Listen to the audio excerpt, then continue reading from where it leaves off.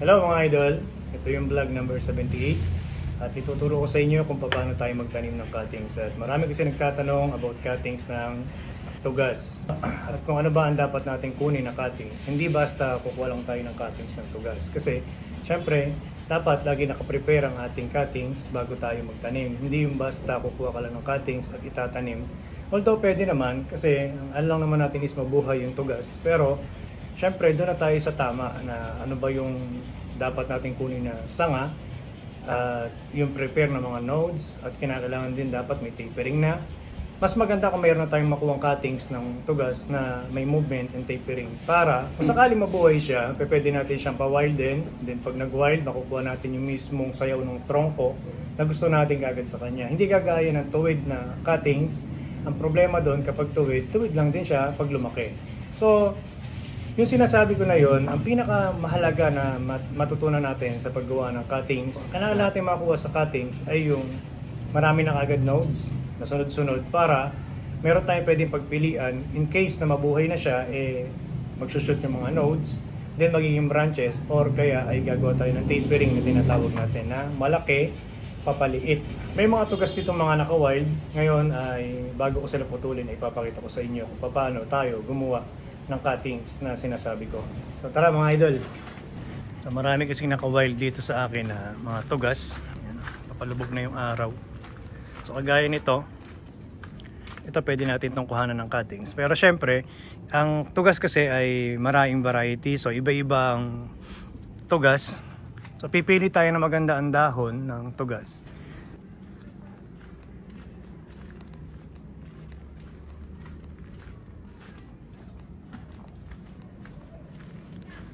So ayan mga idol, mga tugas yan. Tugas, tugas, tugas.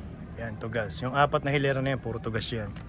Ngayon, ito yung sinasabi ko na iba-iba kasi ang variety ng tugas. Ang kinakailangan natin malaman kung ano ba yung maganda. So sa simula pa lang kasi ang tugas, makikita nyo na kagad yan na magandang variety. So kagaya nito, nakita nyo yung katawan kung gaano kalaki. Yung dahon niya ang liit oh.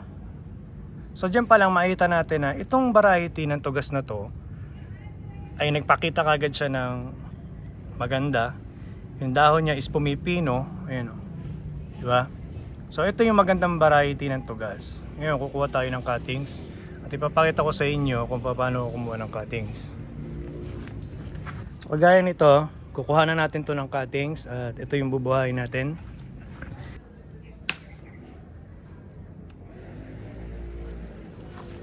So ayan, nakakuha na tayo ng cuttings. Pangalawang cuttings. So ayan mga idol, ito yung kinuha natin na dalawang cuttings ng tugas.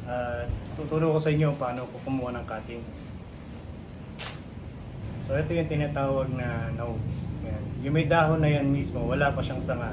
Ngayon kung yan ay magkakasanga, ganito na siya. Ayan, nakita nyo. Ito kasi yung dahon, sa mismong taas ng dahon, merong node. Ngayon, ito siya. Ayan yan. Ito, meron na rin yan. Ayan, oh. Ayan mga idol, ayan, nakita nyo. Meron na siyang node. So, yan, papausad na, magiging sanga na rin yan. So, pag kumuha tayo ng cuttings ng tugas, ang sinasabi ko nga magkakaiba, maraming variety ang tugas. So, itong tugas na to, ito yung merong tugas na pino pero may mga halong malalaki. So, hindi balanse. So, hindi ko gusto yung mga ganun na tugas. Kaya kalimitan dun sa mga nag-aalaga ng mulabe na malaki ang dahon, ang ginagarap nila ay yung mas pino ang dahon na mas magandang variety ng tugas. Hindi yung common tugas ay igagrap natin sa mulabe.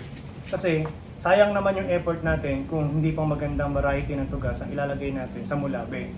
So doon sa mga nagtatanong, dito kasi sa amin sa Luzon o sa ibang lugar din sa Pilipinas, meron kasing kahawig to pag naka-wild, yun yung mulabe.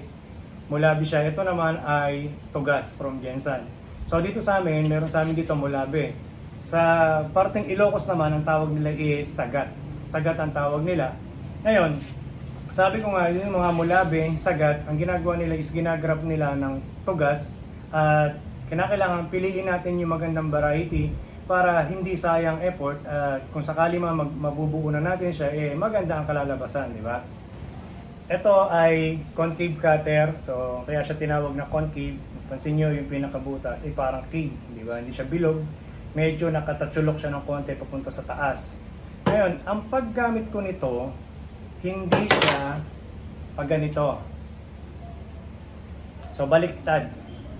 So, pagka nagputol ako, pag ganito ang pagputol ko mga idol. So, ito siguro, yung laki nito, naglalaro ng 7mm yung diameter. Ngayon, pag nagputol ako dito, kung mapapansin nyo, yung haba ng 7mm na diameter, mula dito sa baba hanggang dyan sa node na to, naglalaro siya ng 1.5 inches. Ngayon, pag pinutol ko to, hindi ko to isasagad doon mismo sa pinaka-nodes. Mag-a-allowance ako kasi ang problema kapag kasagad, minsan nadadama yung node, hindi nagtutuloy, so namamatay. Kaya, ang ginagawa ko, nag-a-adjust ako ng konti. Ayan. So nakita nyo, meron siyang adjust na half inch. So ito, hindi ko na kukunin yan. Ang kinukuha ko lang yung may mga sanga na magkakaroon ng movement. So ito naman, hindi ko na kukunin to kasi negative na siya. Dahil mula dito hanggang dyan walang node. So ito lang yung node niya. Ang haba, di ba? Nasa 4 inches yan. So hindi natin kukunin yan. So, kuha pa ulit tayo dito sa iba. So, ang kinukuha natin mga idol, kung mapapansin nyo, kaya hindi ko kinuha yun, ito, mula kasi dito, mula dyan hanggang dito, ayun o, 1 inch. So, meron siyang node sa part na to. So, dito, kahit dito humaba, walang kaso yan. Ito lang kailangan kong node, isa na yan.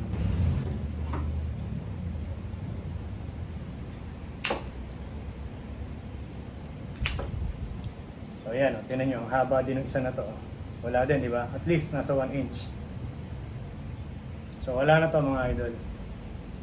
So ito yung nakuha natin na cuttings. Ngayon, bakit may mga sanga? So dyan tayo gagawa ng tapering and movement ng trunk na gagawin natin na galing lang sa cuttings. So yung isa ngayon is puputulin natin ng maikli. Yan, nakita nyo? 1/4 ang haba from trunk hanggang dito sa putol, 1/4. Ngayon, ito naman ngayon, yung pinakita ko kanina from trunk hanggang dito is may node. Ayan yung node. So, tatanggalin natin to. Ayan. So, ganun din dito sa iba.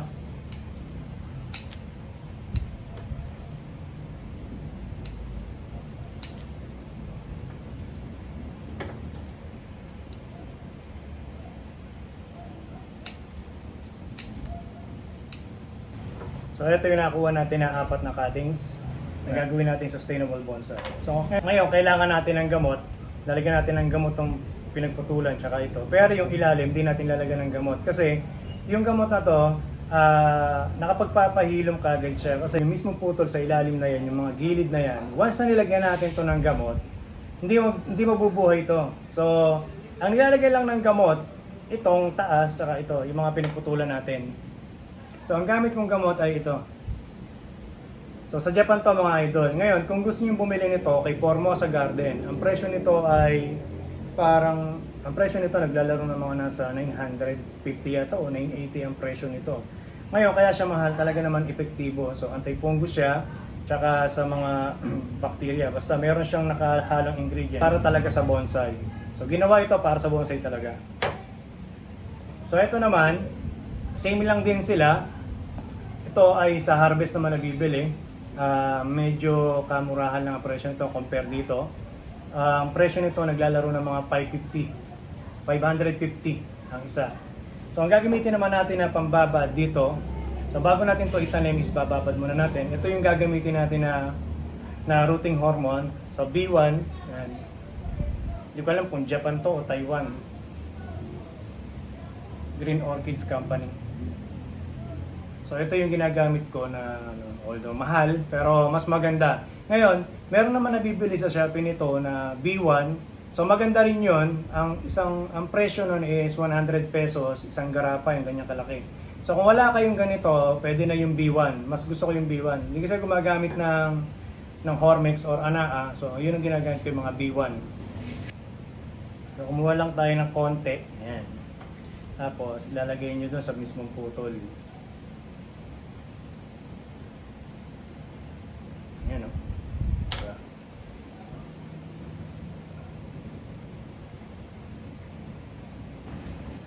So ngayon gagamitin natin si B1.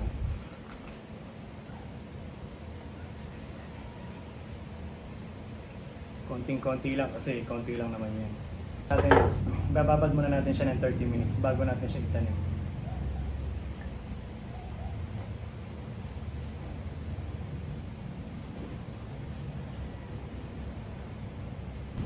So makalipas ang 30 minutes na pagbabad doon sa cuttings, so pwede natin siyang itanim kasi nakasipsip na yan ng tubig na may kasamang rooting hormones natin na B1.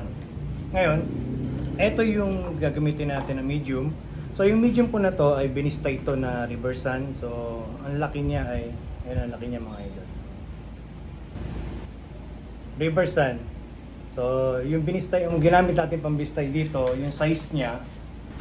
So ito yung size na ginagamit kong pambistay sa reverse sun kasi may mga halong malalaki. So yan, nakita nyo. I think yung butas nito naglalaro to ng 1/4 ang butas niya. So ayan. Nakita nyo.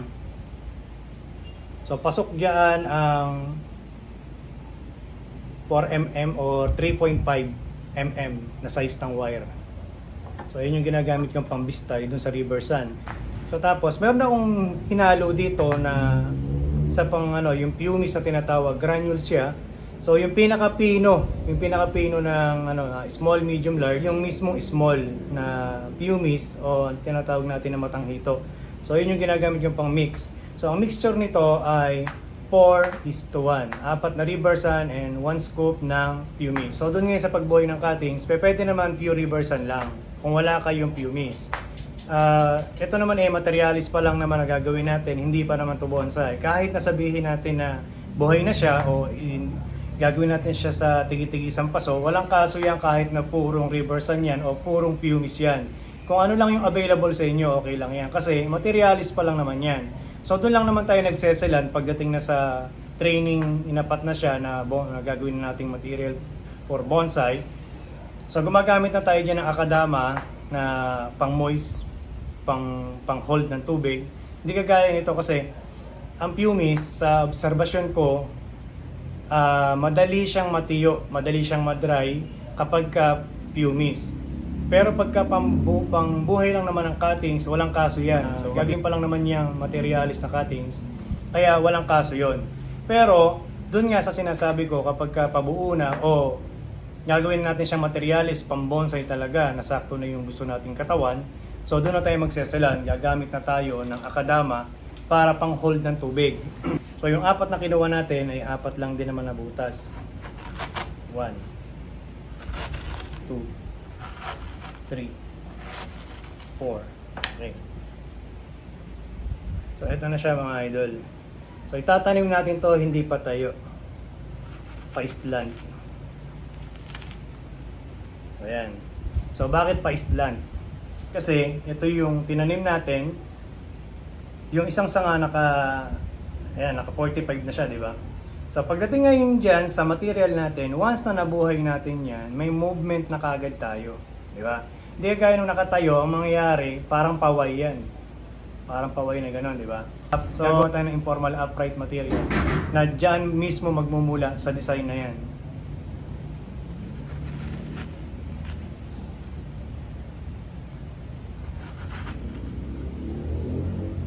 Sana mabuhay natin yung 4 na to. Nung nakaraan, ang dami kong nabuhay eh. Hindi ko napansin, nasa ilalim pa siya. Nagasak ng manok. Aray ko. So ayan na siya mga idol. Ngayon, ito ay hindi natin ibibilad sa araw. Ilililim lang natin. So ilalagay natin siya sa shade. Ito yung bubong. Tapos malapit lang siya sa konting arawan. Okay na yon. Huwag yung full sunlight talaga kasi wala namang ugat to. Baka ma-dehydrate lang yan. So kung mapapansin nyo, ito yung walang bubong at ito naman yung may bubong. Sa part na yan mismo, dyan natin ilalagay. Ito siya. So isisilong lang natin dyan mga idol. Yun o. So nandyan na siya ngayon sa silong, safe na yan dyan. So ayan, hanggang dito na lang ang vlog natin at patungkol dyan sa cutting. So hintayin natin yung part 2 niyan pag nabuhay na. I-update ko kayo kung ano man yung magiging resulta at kung kailan natin siya lalagay sa individual pot. At shoutout nga pala kay Idol na nagtanong about sa cutting. So Idol, hanggang dito na lang muna tayo. Tingnan na lang natin yung susunod na episode ng vlog na to para sunod-sunod. Kumbaga, step by step tayo sa pag-aaral dun sa ginagawa natin. At yun lang mga idol, maraming salamat sa inyong suporta. Iyo!